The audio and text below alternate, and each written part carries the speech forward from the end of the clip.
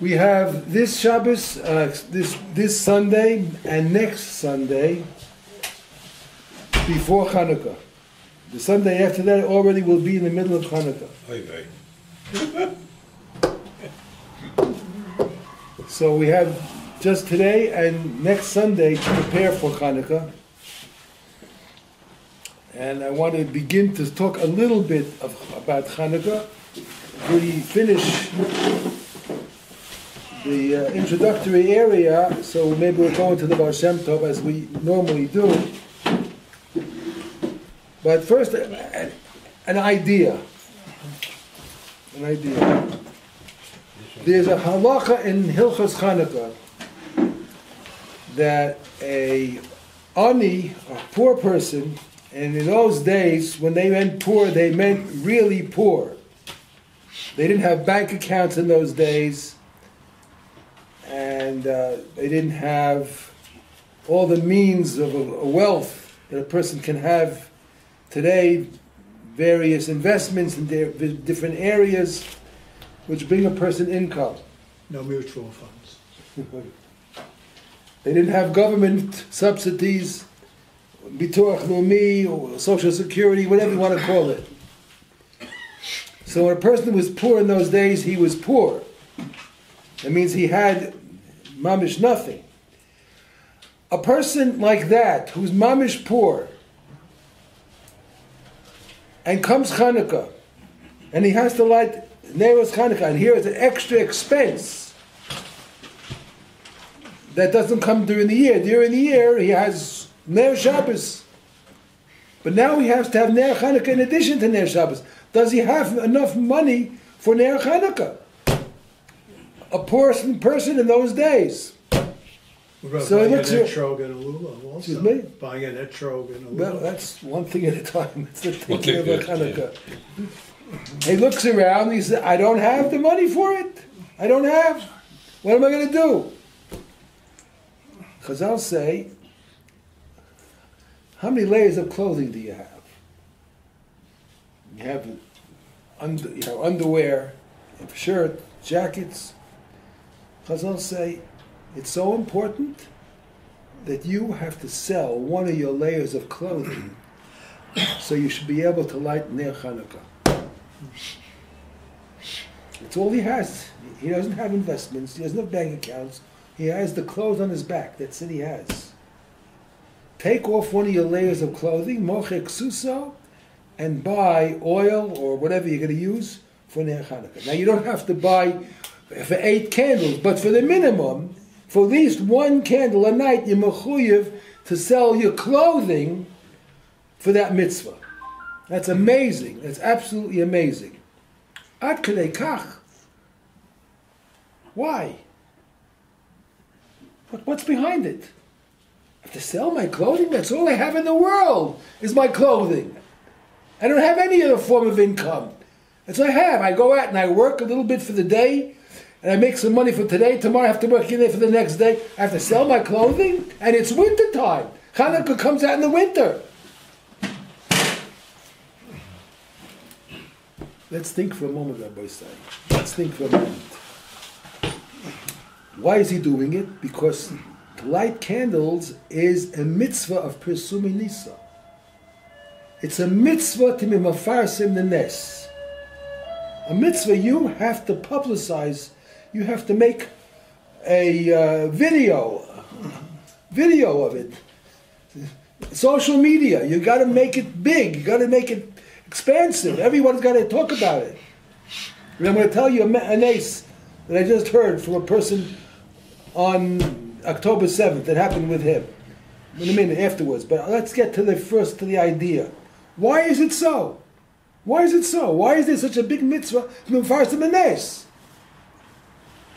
Let's just think for a moment, what is the name of our nation?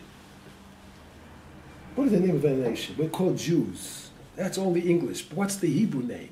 Yehudi. Yehudi, that's the name. Yehudi, the shorish of our name is 3 letters. Hey, Vav, Dalid. Hod, which is very much like the word Hoda'ah. It means to be thankful, to be appreciative. This is the essence of what a Jew is. To be appreciative, to be thankful. And the whole yontif of Chanukah is based on that idea. We must appreciate and express the appreciation. Gratitude. This is the essence. That's the name of our nation. We're called Yehudim. We have an extra unit at the beginning, of course, all right, fine. But the three middle letters, Hey, Vav, Dal, Hod, Hodah, that is expression of thanks, gratefulness. This is the essence of a Jew. So when something great happens, how can you not be thankful and express it? You must express it. You have to even sell your clothing if it comes to that. Amazing. What about Ivri? Ivri? That's later. That's later in history that came on Ivri. Avraham was Avraham.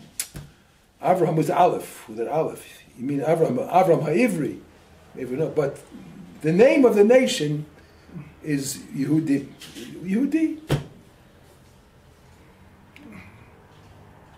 So if that's the case, I have to tell you a nace that I just heard last night. We were told over by a person, because it's a mitzvah to be mafaris in the nace. A non-religious Jew lived in Tel Aviv. He's telling us over, I heard this last night from the person himself. He, in Tel Aviv, he's not religious. He gets a call on Shabbos, Simchas Torah, from his son, who was down south. I don't know where he was, at that festival or someplace else down there. But he gets his son, come and pick me up. Dachuf, come and pick me up. On Shabbos, so nothing for him to ride on Shabbos. So he knows there's problems down there. The son, he calls up his father, come and pick me up. His father drives down there with a number of people in the car. I think he had 5 people in the car, 4 people in the car. And he gets to his son somehow, puts the son in the car, and they're on their way back towards Tel Aviv, and all of a sudden, they come face to face with a tender of 12 mechablim. 12 Hamasnikim in the car with guns, all of them. They had no weapons at all with them. 12 Hamasnikim with guns in the car. And he's telling us over with tears in his eyes. And he says, they looked at me, they were within, a short distance, 2 cars not far from each other. I looked at them, we had eye contact, and I don't know what happened. Somehow, Hashem froze them, whatever it is. How do you explain it? They didn't do anything. They didn't do anything. Well, I was looking at them and they're looking at me. And they clearly saw that, we're not Hamasnikim. They could have immediately wiped us out, and they didn't. So we kept on going. We didn't. we kept moving.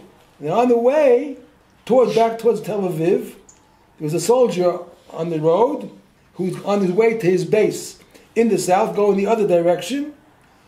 And he asked for a ride. He gave the soldier a ride. Where you going? We're going to Tel Aviv. You go that way, you're a dead man. The whole road is packed with mechablim. Take a detour, go another way. And that's had they not had the soldier, done the chesed with the soldier, I have to save my son, I have to get out of here. The soldier wants me to take him to his base in the south. So he took him anyway, they did a chesed with him, and because he took him, the soldier directed him to another route, and he was able to get back to Tel Aviv and not go to that road that was loaded with mechablim on the way down there. This person was talking last night at there's an organization called Hidabrut, a Kirov organization. It's run by Harav Zamir Cohen. He's a Rosh Hashiva in Beitar. He's a Rosh Hashiva, and he's the head of this organization. And he said, this man said, I'm going to do something now I never did in my life. He put on a yarmulke. Everyone in the group there, everyone, the whole audience, they're all without yarmulkes. He didn't have a yarmulke either. He put on a yarmulke, And he says, I want everybody to repeat after me. Hashem Melech, Hashem Malach, Hashem Yimlach Le'olam V'ed. He said it 3 times. They all repeated after him. He says, there's no other explanation. According to all the normal understanding of nature, we should have been dead. All of us. And we're still alive. And my son's still alive. And he said, there's Hashem Melech, Hashem Malach, Hashem Yimlach Le'olam V'ed. And everybody repeated it after him. And he kept saying, Ani Chiloni! Ani Chiloni! Is that tremendous in the world now? Not everybody is zeicher to it yet. Still, there are some people who are still very anti-Semitic, supporting the other side. But there's a tremendous in Eretz Yisrael alone, plus other places, tremendous arousal now of historians, of recognition that there is a superpower in the world. The people in Eretz Yisrael will call it Hashem, will call it God, like this Chiloni. It says Hashem Melech, Hashem Malach, Hashem Yimlach Le'olam V'ed. This is a mitzvah timim afarsim, and I wanted to do that mitzvah because that's what Chanukah is all about. As we just said, the pirsum hanesh, you even have to sell your clothing to do that, because that is the essence of a Jew. Yehudi is a person who is a practitioner of hoda'ah. He's grateful, he's thankful, he's expressing it, he spreads it all over. This is what Chanukah is all about. Okay, so we will qaim that mitzvah.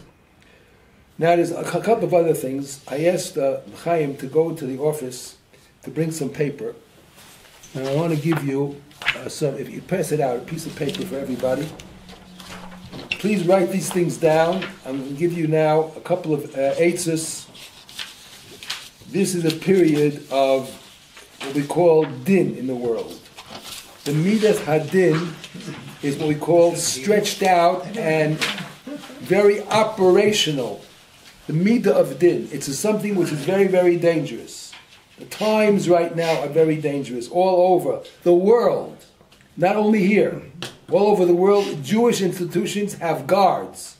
All over schools, shuls, they have guards posted all over the world. There's all kinds of anti-Semitic outbreaks all over. So midah of din is what we call operational and spread all over the world. And at such times, we all need extra shmirah.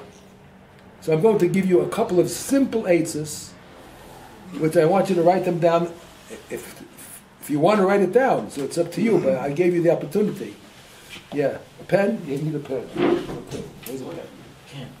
Here. A couple of eitzes which will help you shmirah on a daily basis and also on a weekly basis. I have another pen. Here's another pen. You want another pen? You need a pen? That's one? Here's another pen. Here's another pen. More right. You got to hit that a couple times to go with that. It's good. Right. The first thing is on a daily basis, very simple. When you walk outside of the door of your house, it means it could be the building or of your own apartment, you put your middle finger on the mezuzah. While touching the mezuzah, you think of the Shem Hashem, Yud Kei Vav Kei.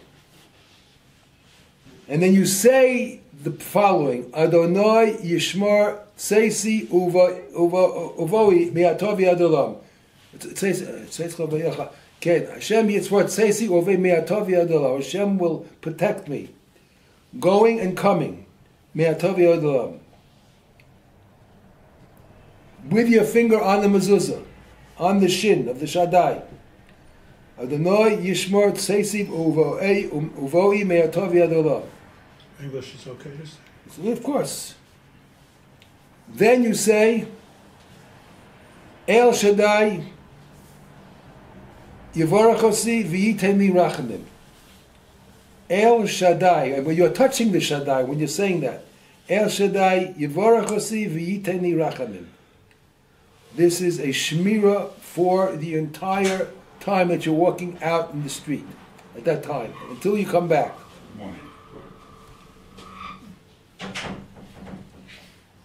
This you should do every time you walk out of your house. What was the second Zay? El Shaddai. In English? I'll write it down for you afterwards. Okay, believe it. I'll write it down for you afterwards. That's one. Rabbi, Yes. and when you go in, Excuse me? and when you go in, the same thing. No, when you don't, when you said it when you go out, Yishmot Seisi Uvoi. Okay. When you said it when you go out, you're saying it for going out and coming back in. Okay. Okay.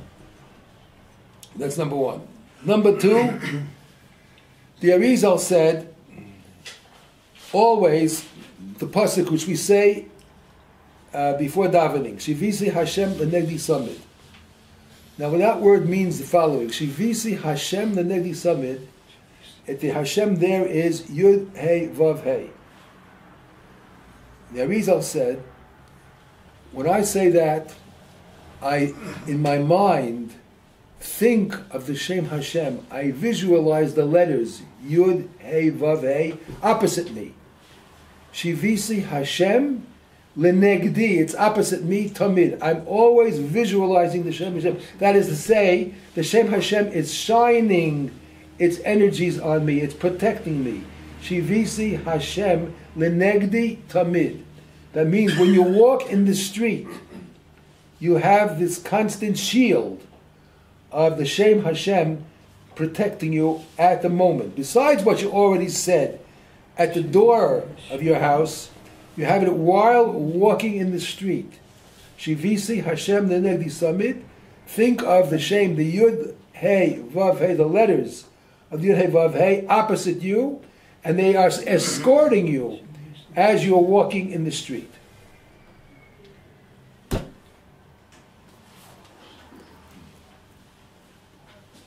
Shavisi means like place? I consider it as shaveh, as equal to me, as if. I'm thinking of it as if. The word shaveh, it's equal. I'm thinking of myself as this is what's happening at this situation right now. That Hashem is negdi, is opposite me. Always, as I'm walking, it's constantly walking with me, escorting me. Shivisi Hashem L'negdi Sami. Correct.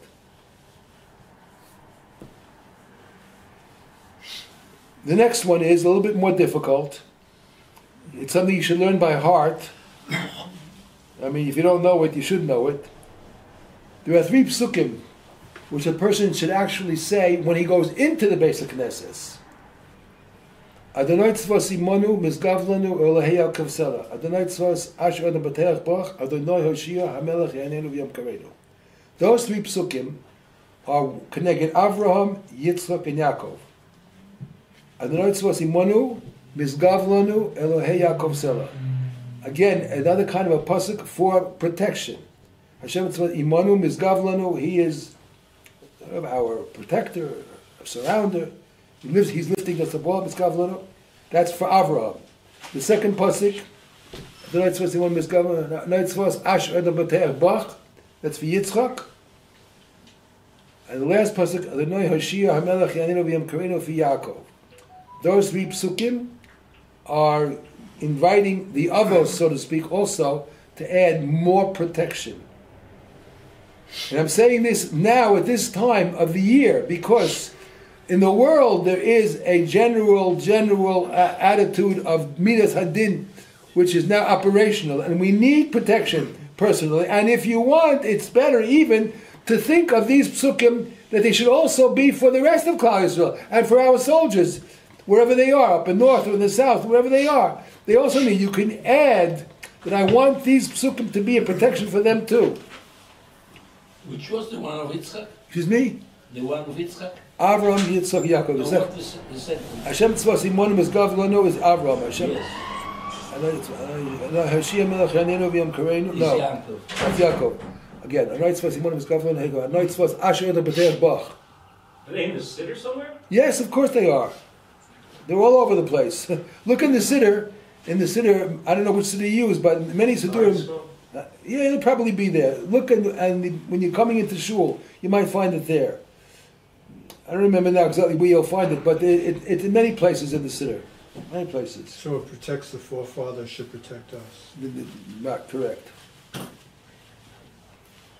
And I want to tell you something. There was a officer down south, at the beginning of the war, in the first week, he sent a message back to us here. He said, I want to tell you, he said, this officer said, that people don't know what's going on down here. You can't have any really idea of what it's like to be down here in Gaza, because we're so far from it. Maybe you could see some pictures, but you really can't get a true picture of what life is like there, what it's like to be there.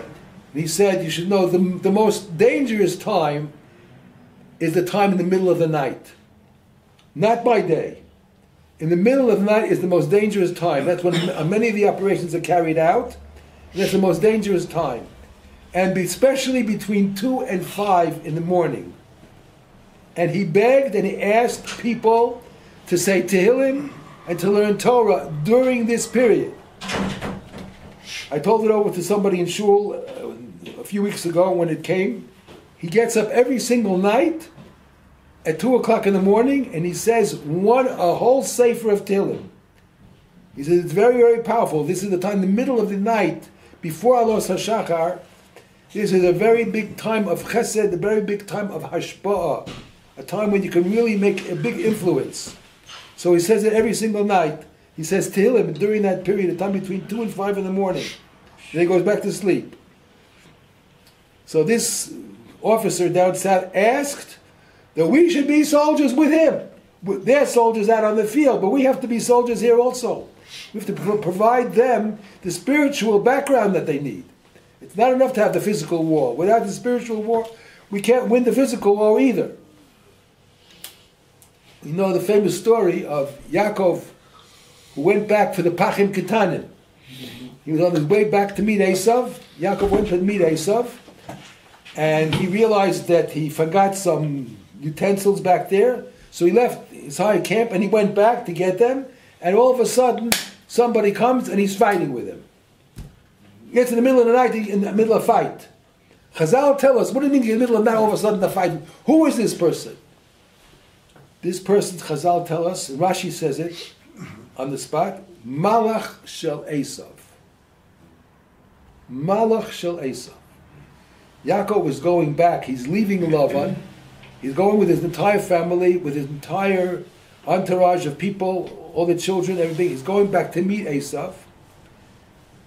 And they tell him that Esav is coming to meet him with 400 warriors. Before he gets to Esav, he has a milchama with the malach of Esav. Now, the malach of Esav doesn't mean that he was fighting with a spiritual being. No. Yaakov was fighting with a physical being. You have to understand one thing. When malachim from the other world come down to this world, they come down in physical form. We don't see spiritual malachim. Malachim, when you're in Rome, as we say, you do like the Romans. Malachim who come from the spiritual world to the physical world take on physical form. So Yaakov was fighting with the malach of Esav. That was his true identity, but he had a physical form of a human being. Why was that so important? Why was it necessary now? Very simple. Before Yaakov can meet Esav and be successful against Esav, he first has to overcome the spiritual Esav. If he overcomes the spiritual Esav, then he can tackle the physical Esav. If you try the physical without the spiritual is against you, you're not going to be successful. That's what this commander down south asked. That we should be saying Tehillim and learning Torah, especially in the middle of the night. Because that's going to give them the success down there. So when Yaakov meets Esau, though, he responds with kindness. Whenever they met, when they physically met, it was already physical. It wasn't the Malach anymore. It was Esau himself. And then whenever they met. But the point was, there had to be a success. The Malach wasn't able to conquer Esau. He just hit him in the thigh. That's why we'd have the Gid Anasha. But he wasn't able to conquer Yaakov. Yaakov was successful in defending himself against Esau. All he did suffered was the Gid Nashem. He was hit in the thigh, that's all. But that was necessary to happen before he actually met the real Esau, because the spiritual is necessary to be strong in order to have the physical afterwards. This is what, again, the commander down south was asking. He's begging us to say Tehillim, to learn more Torah, especially in the middle of the night. That's when most of the really dangerous operations take place, in the middle of the night. So it's very, very important, all of these things that we're saying now, these psukim for Shmira, have in mind that the Shmira is not only for me, myself, and I. I want these psukim also to be for our brothers, our children down there in the south, who are there defending us, protecting us. So these psukim should work for them also. Okay, there's one more thing I'll tell you, and this is also a little bit more difficult because you have to learn it by heart. It's one of the Shir Hamalos. Shir Hamalos. No, not Mimamakim. No. There's one of the Shir Hamalos. You take a look in the Siddur. There are 15 Shir Hamalos. Samachti ba'omrim li beis Hashem nelech. Shir Hamalos to David. Samachti ba'omrim li beis Hashem nelech. David HaMelech said this when he heard people are going to shul, to the Beis Hashem. He was happy. Omdos hoyu agleni b'shurayich Yerushalayim. I remember which one it is. You'll take a look there. If you say that, the capital of Tehillim, while you're any place in the world, the kedusha of the Beis HaKnesses falls upon you. Yes, I've seen it. This Shir HaMalos, it's only a few lines. Could I to learn it by Baal Peh? So you can say it anytime you're walking in the street. Some hold you should say it when you're going to shul in the morning. On the way to shul, say this. Shema samachti be'omrim li beis Hashem nelech. Be'omrim li beis Hashem nelech. When he heard people are going to Beis Hashem, to the Mishkan, to the Beis Knesset, whatever it was, that made David HaMelech very happy. And you'll see, it says, Omdos hoyim ragleini b'shurayich Yerushalayim habenuya, etc., etc. Learn it Baal Peh. And when you're walking in the street, if you say that capital of Tehillim, it's brought down in the Svarim, just like when you're in shul, you're protected by a certain amount of kedusha of the Beis HaKnesses. That Beis HaKnesses kedusha falls upon you in the street also if you'll say that capital of Tehillim. Yes. What psalm and verse is it? Does anyone know? Well, we could look it up. Anyone can look it up? All right, I'll look it up. Tehillim in the corner. What is he? To the right. I'll tell you. Here, I have one. Here, I have here. Where is Shir HaMalos, sir? I'll tell you which one it is right 1 second.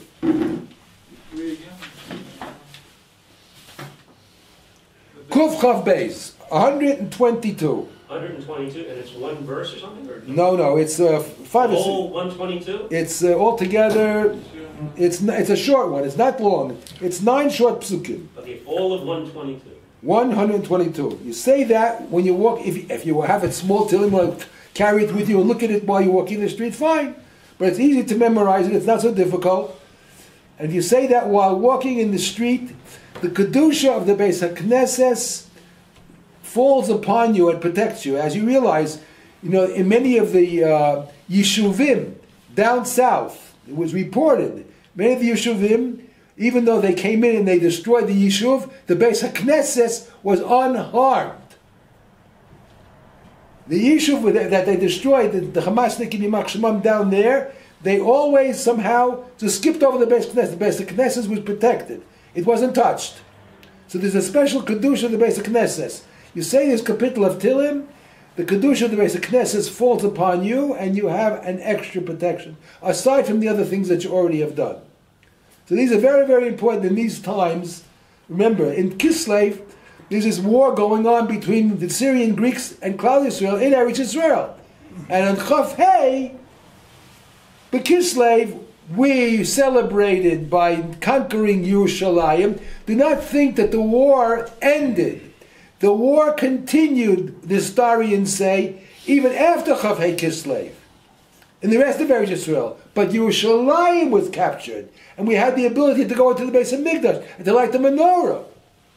That's what happened on Chav Hei Kislev. It doesn't mean the wars ended. The other wars were going on further out, other places, but not in Yerushalayim. Yerushalayim became ours, and that's when they came in on Chav Hei Kislev, and that's when we celebrate that day as the beginning of Chanukah. The final is like Excuse me? The final of this capital. Yeah. The final. The last pasuk. Yes. Okay, fine. Fine. All right, so those are a few short things that we can use for our daily protection. And I think it's a mitzvah, you do a chesed to other people, tell them about it also. Men and women. Men and women. Women also need protection. And therefore, you'll be preparing this way, preparing yourself for Chanukah and giving a schus to our soldiers. And it's something very, very worthwhile. Rabbi? Yeah. You have any commentary as to how we should look at the hostage issue? Okay. You brought up a very, very important question. This is a question which has been discussed by the biggest poskim, the biggest Rabbanim. I know asks, what is the outlook on this whole issue of the hostages? It's a very, very difficult, very, very complicated issue. I want to just tell you, just by introduction, we had in history a very famous Rishon, the time of the Rishonim, Maharam Mirutenberg. Maharam Mirutenberg was one of the Rishonim. That means the time of Rashi, the time of the Ramban, but he was in Europe. And he was captured. He was held in prison. Now everybody, of course, was the Gedolei Hador. They wanted to all get him out. So they were willing to raise as much money as was needed to get out the Maharam Mirutenberg. And he advised against it. Yes. He was vehemently against raising large amounts of money because he said it's going to be only a encouragement for them to do it again. They realize they can get a lot of money out of you, and they'll try to take somebody else after me. If you say you ransom me, they'll get somebody else to do them, and it's going to go on and on and on. And therefore, he said, do not ransom me. He said, even after I die, he says, if I have to die in prison, do not ransom me.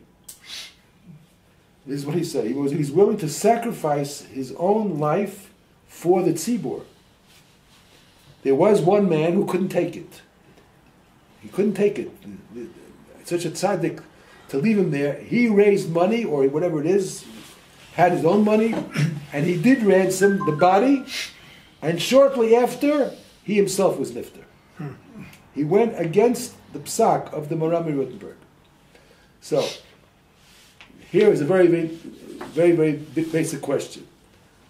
Do you look at the prat, or do you look at the klal? Which is, of course, more important? Right now, you can say, well, we have these shvuyim, chatufim, hostages. Right now, this is what's burning, right now.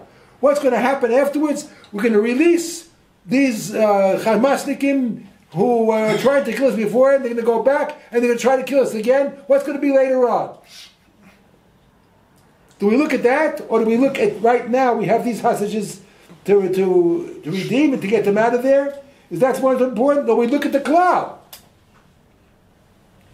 I heard a father, either this was last Friday morning, heard a father who has a son who is one of the hostages down there, and he was saying exactly what we just said. What about the 8 million people in the country? What about them? You want to review, get these hostages out, and what kind of price are you going to pay? What they want, the demands from you, releasing all the hostages, and they're not going to be, finished. The Hamasnik are still alive. What's going to be in the future? You're putting 8 million people at risk. This is what the position of the father of a son who is down there in captivity right now. The father was saying this. And the moderator on the radio was saying to him, I can't believe what I'm hearing. You have a son down there, and that's what you're saying? And he's saying exactly that point. Of course, you think I don't want my son back? Of course I want my son back. But what about the 8 million people? What about them? Are we able to overcome our personal interests for the interest of the cloud? That is a very, very big issue. A very, very big issue. That is the whole core of the issue. Do we look at the prat or do we look at the cloud? Now, of course, it's very, very difficult because there are very, very many nuances in the area. What's the main nuance here? We're talking about the cloud, but that's not immediately right now the point. It's going to be in the future what's going to be with the cloud, with the 8 million people. Right now this is burning right now. It's pikuach nefesh for these people right now, for these 100 people, 200 people. Right now it's pikuach nefesh. We don't know what the condition is.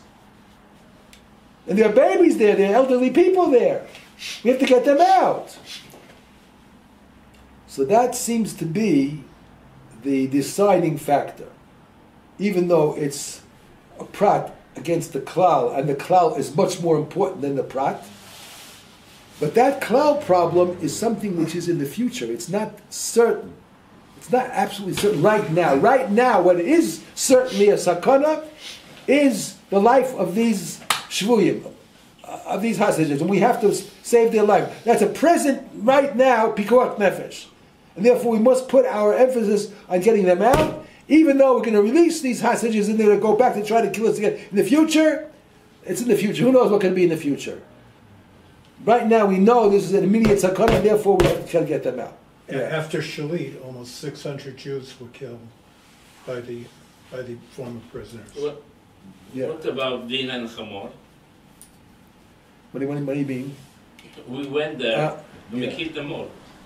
Okay. Now, this is the difference. Yeah. Now, we can say also, we don't pay, we go and kill them. Look, these Israeli army could destroy Hamas in 10 minutes. Not the idea. Some of them. All of them. They can wipe out the entire South. Okay. With no problem. A lot of them are in other countries. So All right, whatever. They can do that if they want. But it's not so simple. You know, there's all kinds of pressures, international, local. Not so simple. Who am I? I'm not in the cabinet there. I don't know. All the issues that they have. But it's not so simple. But potentially, if they wanted, they really could. No problem. They could wipe out the entire South in no time. Yeah. In order to defeat Hamas, basically, we need to think from a strategic point of view, like in terms of like strategy. But the situation with the hostages is that, like, because the enemy knows that we appreciate life and we want to live and we value life and they value death. They know that we're gonna be cornered to that point when we're gonna basically give like our strategic value to basic, because Judaism is about value life. They know that, so they're sort of like playing with us and like, you want to defeat us, but you can't. Why? Because you value life. Because we know that strategically you want to defeat us, but because you value life, you can't. They're not stupid. They have, a strong awareness of our philosophy of life. They're quite aware of it, and they're, in a sense, using it to our disadvantage. And also, it divides the Jews. So basically, no matter what we're doing, if we basically say, let's say we are forgetting about the hostages, we're saying, let's look at everything from a strategic point of view, we're also losing, because then we're forgetting who we are. We're forgetting what we stand for. So no matter what, it's like a no-win situation for us. Well, look, let me tell you just one thing. We're talking here, sitting here on King George in Beis Chabad. Ivory Tower. There was a Rosh Yeshiva in America called Rav Yitzchak Hutner. He was the Rosh Yeshiva of Yeshiva's Rabbeinu Chaim Berlin. He was one of the first captives in a plane many years ago. They captured him, and he was, I think, someplace in the desert of Iraq. I don't remember where it was. Entebbe? Before Entebbe. They, Baruch Hashem, they got him out, and he was saved. And he came later on here, and he established his yeshiva in Yerushalayim, in Mattersdorf, that area, Mattersdorf down there. Anyway, so they came from one of the news stations, TV stations, to consult with him about a certain national problem. And he said an extremely important answer.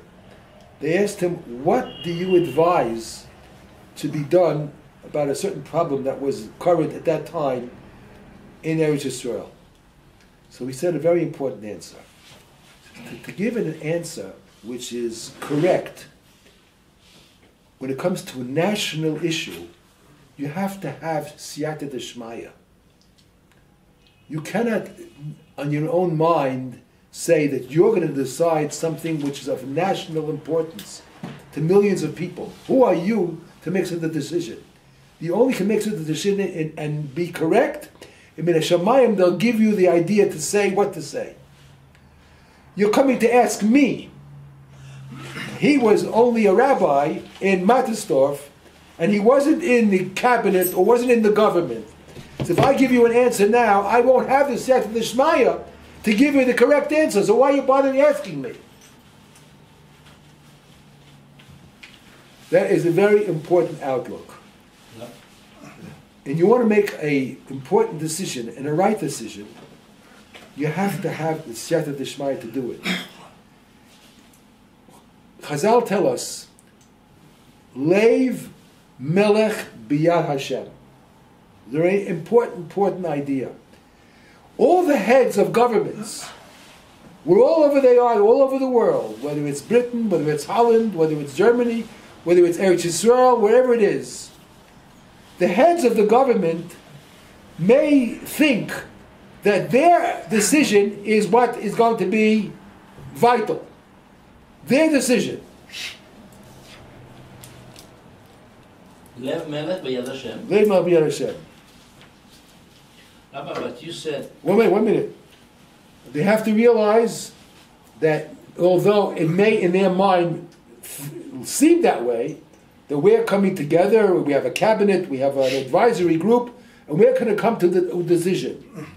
The truth of the matter is, Hashem has His ways, and Hashem puts into your mind what has to be done, what has to be said. So it's not really you who are making any decisions. It's coming into Shema. You don't realize it. You have to do the best you can to make the proper decision.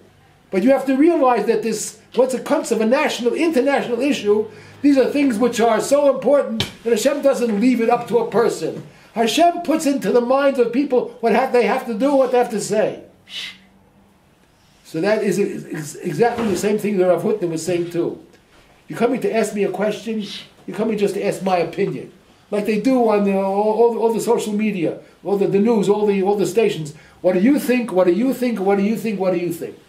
Doesn't make a difference what they think, because they're not making the decisions which are going to have actual operational results from what they say. The ones who have the siyata d'shmaya to make the right decisions are the ones who it counts, who actually make the decisions, and people will listen to them. Then Hashem will give into their mind what has to be done. And Hashem has His way of doing it. Yeah. Kudos said two things. One thing is today and in the future, which seems to mean that you agree with the decision. Because today is the real risk. Tomorrow, who knows? And then, Lev Melech B'Yad Hashem. Leiv Melech. Lev Melech B'Yad Hashem. Mm-hmm. But there were Melech Yehuda and Melech Israel, made a very big mistake. And we paid for these mistakes for generations. So, Even so, yes, it's still yes, still a it's, melech. it's God will. But then, what do you say about the first example we made, Marar of Rothenburg? He said, no. If the price is too high, or if this is an example for the future, and this is an example for the future, the answer is no. So how do you put together Lev HaMelech B'Yad Hashem, which means what they did is right, with what Maharal of Rothenburg said? Okay, so as I'm saying, we're sitting here and King George 52, Yes, yes. correct? The person who has to really make the difference is the one whose decision is going to be listened to. Hashem will give him the Siyata Deshmaya to come out with the right decision, with the right psak. What about the kings of Yehuda and Israel? They had in their minds a thing what to do, and Hashem gave them also what to be said. And they made mistakes, big mistakes. It could be. But we have to analyze it the way we understand. But the truth of the matter is, on top of it all, Hashem is running the show. He's pulling the strings from up. Okay. So let's say we follow this Lev Melech B'Yad Hashem, and then comes the new election. And then in the new election, one said we made the proper decision, and the other says you made the wrong decision. What do you do? Because this applies to you. In this street number 52. So whoever is the melech at that time, he is the one who's going to get in the Shemayim the idea. It doesn't make a difference who the melech is. But whoever is the one who has to make the decisions that people are going to listen to, Hashem will give into his mind what has to be done. That's all. It can change. But I am going to choose whom to vote. Can you vote them out, though, after they make that decision? Excuse me? Can you vote them out after they make that No, decision? you do what you want. We have to do what we can. Look, you have a very general question. I heard this question last night, and the Rav gave an answer which I didn't agree with. He asked him a very basic question. We have a mitzvah d'oraisa, very important. This is very important. Listen to this very carefully, because it's mamish, the core of what we're all about. We have a mitzvah d'oraisa to believe in Hashem, emunah. That's the first aseres hadibros. Anochi Hashem Elohecha. You've got to believe that. I took you out of Mitzrayim. It was me. Who made the miracles in Mitzrayim? Moshe made the miracles in Mitzrayim, or I made the miracles? I made them. Ani Hotzeisi Mitzrayim, right? We say it every day. Kriya Shema. Ani Hashem Elokecha. B'shar Hotzeisi Eschem Mitzrayim. Correct? Liot Lachem Elohim. We have to have emunah. Hashem's running the world. So the question was to this rabbi, so what are you being responsible for every single day? Why you were being what? What are you praying for every single day?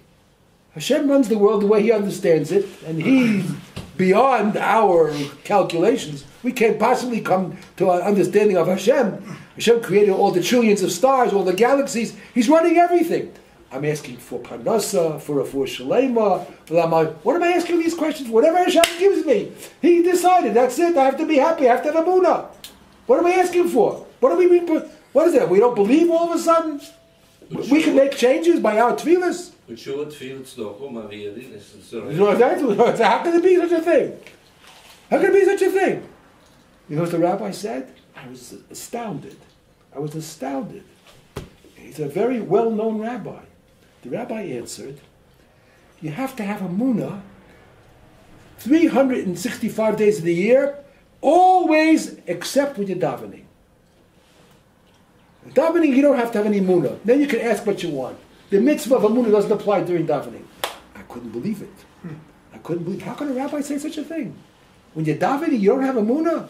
Why are you davening, Bichlal? You're davening because you have emunah. Because there is a God. You're davening to him. What do you mean there's no emunah? When you're davening, you don't have to have emunah. How can you say such a thing? And he said that how many people were listening to him? Ribbanu Shalom.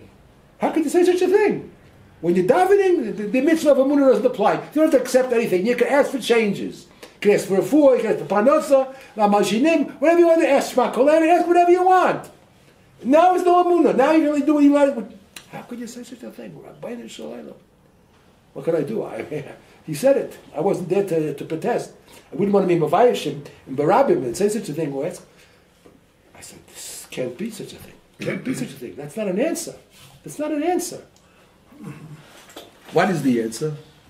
Why do we daven? Why do we make requests? If we have emunah, we trust Hashem. We have bitachon on Hashem. He knows what's best for us. So what are we asking for? Whatever we need, He'll give us. And if it's not so good, we have to realize at the end it really is good. We don't realize it now. Now we're suffering, but at the end of the day, it's for our benefit. We have to go through certain onshim. We did certain things in the past. We don't know. We forget. So Shem's giving us. We're suffering now. It's for all life. It's for us at the end. It's good. So what do you have to? What are you asking for? Why are you asking? Very important question. Very, very basic. It's very important to understand it. I'm not 100% sure myself. I haven't worked it out completely yet. Not clear in my mind. But I'll give you a little bit of what I've been thinking of. We have the basic question of, is there free will or is there not free will? Does a person really have free will? Or does he have it? If a person has free will, it seems to say that Hashem's not in charge. I have the ability to choose, to do or not to do, to right or left. Hashem's not involved at all. I have free will. And on that free will, I am rewarded or punished. That is saying clearly, if I have free will, Hashem is not in charge. I, myself, am in charge. Nobody else. And therefore, I'm deserving of reward if I choose right. And I'm deserving of punishment if I choose wrong. That's what free will means. But in other words, say that is really saying that you are not having true trust in Hashem. You don't believe in this massive, massive entity called God who created the entire universe. The entire universe. We have any idea of what the universe is? We have no idea. There are trillions and trillions of stars in the universe. Trillions. And everything is working in such a beautiful system, and it still exists, and nothing's crashing into anybody else. The whole world, the way it works, it's unbelievable. It's a tremendous miracle upon miracle upon miracle. He did all that, and we're part of it. Do I have free will? Well, I'm stronger than him. I'm bigger than him.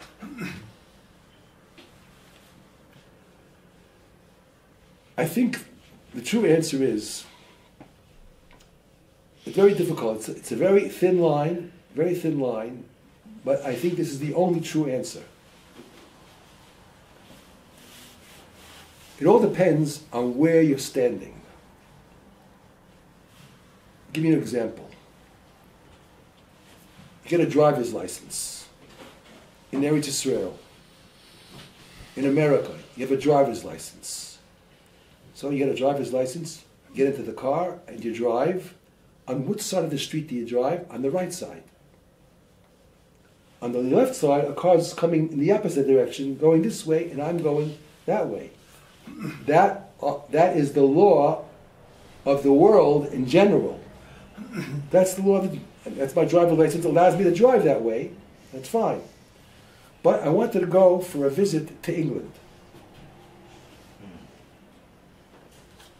And I go to England, and I get into a car, and they do the same thing. Oh, policeman pulls me over. I want to see your license. You're driving on the wrong side of the street. But yes, officer, but where I come from, this is the way we drive, on the right side of the street. Young man, go back there and you'll drive on the right side of the street. In this country, you follow the rules of our country. You drive on the other side of the street. That's the example. What is the lesson behind it? The lesson behind it is the following.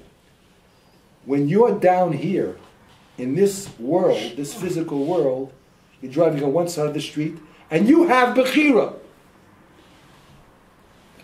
Yes? No. It's up to me. I have Bechira. Down here, you see. If I want to lift up the sefer, anyone stopping me? No. I put it down. I put it down. I have free will. No one's telling me what to do. I have free will. It's clear I have free will. Up and down. At my own free will, I choose. That's down here. I all of a sudden get a missile, takes me up to Hashem, up there. He's looking down at me and he says, "You fool. You think you have free will. I planned it out beforehand. I knew exactly what you're going to do, when you're going to do it, how you're going to do it. And I don't even have any limitation of time. For me, past, present, and future is all the same. I'm above time. It's all planned out beforehand. From up there, you have no free will whatsoever. Everything is meticulously, to the nth degree, totally figured out. Already planned on paper. מה היתרון? So wait a minute. הכל המעלות? Wait a minute. So, the question was originally, what are we being mispalel for? If we have a munah, what are you praying for? Either you trust Hashem or you don't trust Hashem. Hashem knows what's better for you, better than you know. So what are you being mispalel for?